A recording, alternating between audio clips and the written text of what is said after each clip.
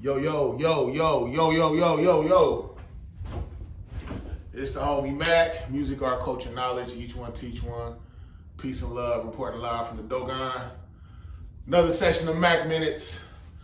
I am a little late, I guess as far as journalistically speaking, I'm late in covering this story. Apparently there's a woman in Houston who claimed to get hit by a brick, went on social media, live streamed the aftermath, supposedly, of the supposed aftermath of her. A man tried to holler at her, get her number. She said no, and she promptly was hit by a brick by the man. So we thought. So this woman's crying. You know, black men are trash, black men are garbage, we don't protect black women, we don't love black women, we don't care about black women. You know the narrative. And she goes on, she starts a GoFundMe, gets over $40,000, $40,000 plus. She's just a victim. Everyone is coming to her aid. Protect black women from these vile, nasty, just black men who just are trash. Again, this whole narrative is quite ubiquitous. And also, she gets the money. She's doing her thing. She's on tour, basically. Everybody's giving her money. And I felt bad. I was just thinking like, dang, so that's how we moving, black men? Like, we throwing bricks at a sister because we don't get the number. But upon further research, I found out that it was all a hoax. Apparently, she filled her face with saline, never got hit by a brick, because as a scientist, the whole time I'm wondering, like, if you just got hit by a brick, that is like severe neurological trauma, severe head trauma. How are you even conscious to balance yourself, balance the phone, and record it? Like, you should be out of consciousness. You should be completely knocked out. But again, we find out that it's a hoax. She basically is a misandrist, has been telling black women. Some people looked at some of her past posts on social media, and she was telling black women to leave black men alone, don't date black men, essentially live life as a lesbian. And then she went even further to say that, like, black American women, they are envious of trans women.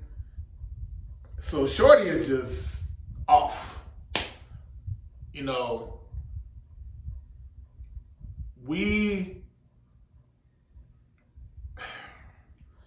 it's just depressing. The social contract between black men and black women is damn near nil at this point. There are black men and black women that love each other, that pour into one another, and that want to build. But right now, it's just cosmetically, on the surface, the way that the media is portraying, like, the BS is perpetually reinforced.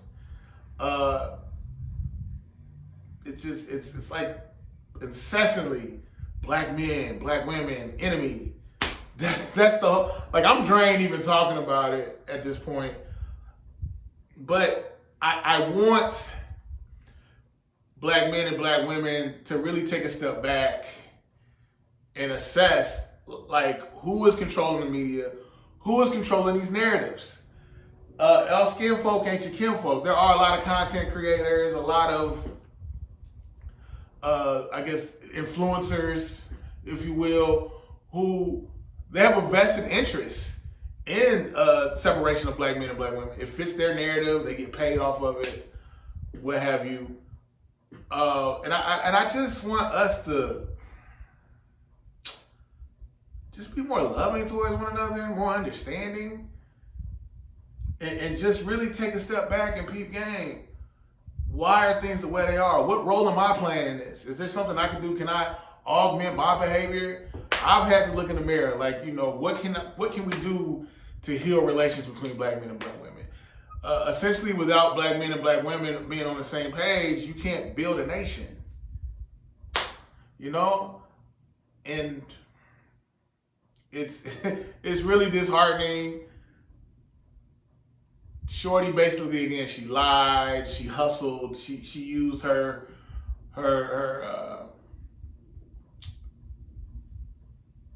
what's the word I'm looking for? I'm trying to be respectful.